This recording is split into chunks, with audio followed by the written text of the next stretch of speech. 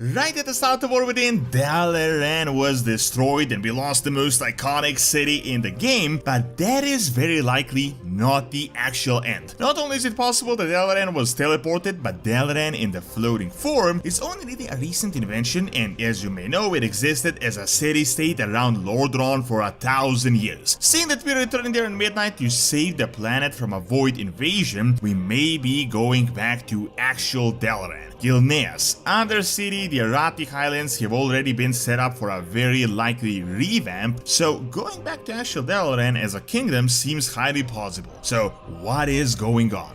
If you guys want to buy Total War, Elder Scrolls, or any other game, you can get them at great prices with my Gamivo link. You can also get anything Warcraft related, gift cards and software, and all below market prices. Best of all, if you add my code DORON, you can get an even bigger discount, so make sure to check out my link in the description and get some amazing deals with Gamivo.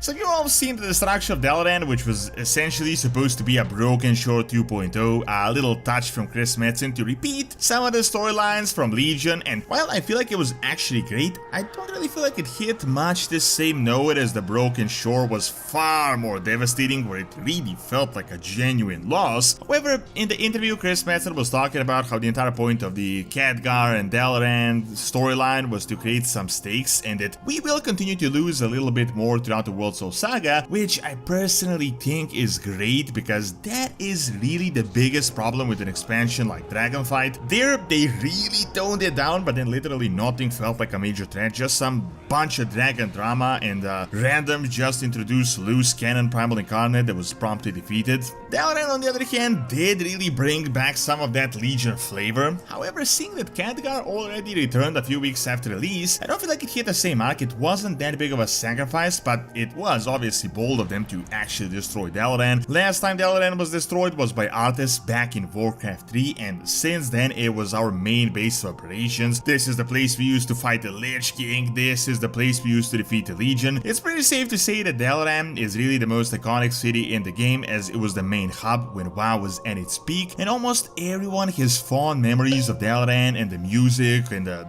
running around in circles of Dalaran, so destroying it was indeed a big shock. However, I still wouldn't say Dalaran was destroyed as a 100% confirmed fact, and that parts of it could still potentially remain. I think it's very likely that parts of it were teleported within the Void Realm, and we could see some future twisted version of it. Based on the lore we got post the resurrection of Khadgar, it appears Xal'Tath was absorbing the arcane magic, and Khadgar even turned himself into arcane in order to survive. However, this void spell that Xal'Tath casted is unlike anything we had ever seen before. As people were saying, if we didn't see Khadgar die in the cinematic, it's likely that he survived, and these people were right. I would say a similar logic can be used for the city of Dalaran as well. Xal'Tath casted a gigantic void circle around the city that engulfed the core and most of it, and then Dalaran exploded into a bunch of rubble with parts falling into Khadgar itself. Now, you could say this is proof that Dalaran was indeed fully destroyed, but my theory is that the core of the city, the most magically potent part, was taken into the Void Realm, while the rest was obviously blown to pieces, as we can see with our own eyes. If you look at Dalaran, you will see that the city is like 1/3 of the entire landmass. The majority is just floating earth that is supporting the structure of the actual city. Without a doubt, parts of Dalaran were obviously destroyed, hence the fallen structure on Khadgar, but I feel like with Xal'Tath, it's very likely that the core survived and was teleported somewhere within the Void Realm. Based on the Telegraph's Rift and Xal'Tath's travel, it's likely she has a Void base somewhere within the Void Realm itself that we will reach at some point. Could even be a remnant of something like Aresh, and this could be used for future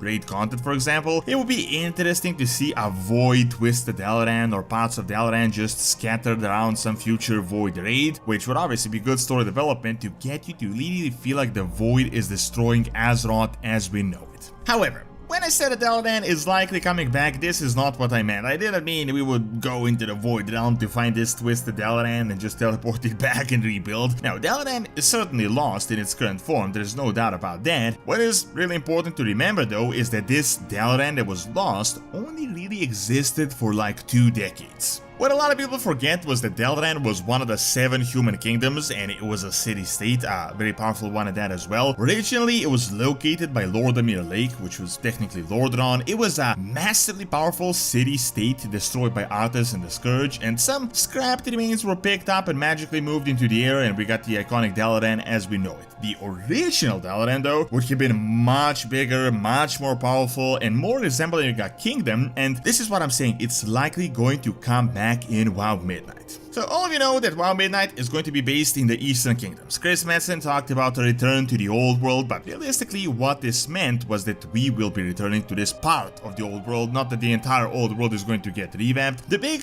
revamp of Gilneas was confirmed. It was also confirmed that it won't be just a model update process. They're going to enlarge Gilneas, possibly add new settlements. It is going to be significantly enhanced. Now realistically, Gilneas is actually not that big. It's technically 2 zones with a little island at the top, and I don't doubt they are going to enlarge this, maybe add another zone for the Amani, for example, but even then, there would be like 3-4 zones in total, and for example, Khazakar technically has 5, as we're going to discover the 5th one soon, and there's usually like 6 in a full WoW expansion. So the point is, it's highly likely they're going to enlarge the entire part of the northern eastern kingdoms around this line and then just update it based on what has recently been set up. We've recently had entire quest lines with the Forsaken reclaiming their lands, proclaiming themselves as new Lordaeron, and forging a new identity post-Sylvanas. Then right around the same time, we had a questline where the Vorgen have finally reclaimed Gilneas and returned to their home they haven't been able to visit since the Cataclysm. Now, people have been, and rightfully so, saying that these questlines were underwhelming, but I think the reason is because they were only really there to set the ground for Midnight and the revamp that is going to happen. It was pretty much impossible that Blizzard would revamp Undercity and Gilneas in a single patch just to update these races, seeing that Silverymoon is the most outdated city in the game. On the other side, we got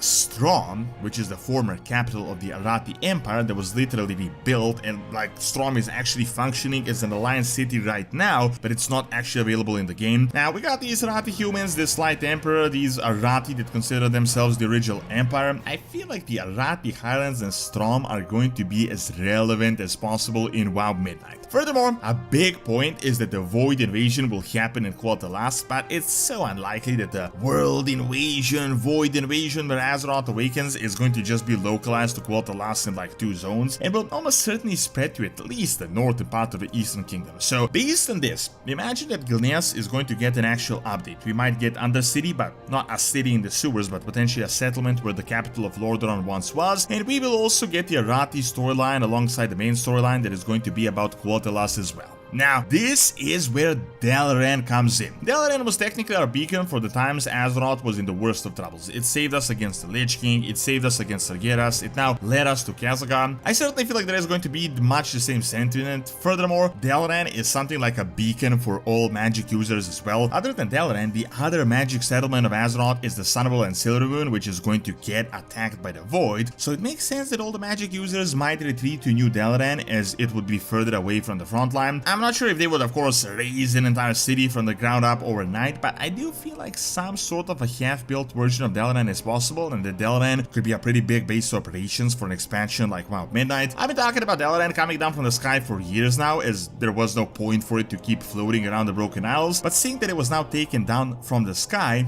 this could be what is coming next. Keep in mind, all the mages and arcane users will definitely need a new city, a new refuge, and honestly, right now I can only see Silvermoon opening up to everyone, with a quarter of it being neutral and just for magic users, or Dalaran getting back to its original state. Thank you for watching. Check out what's technically possessed by Zelda by clicking on the screen, and check out my video on Perun and Slavic mythology by clicking on the screen as well. See you next time.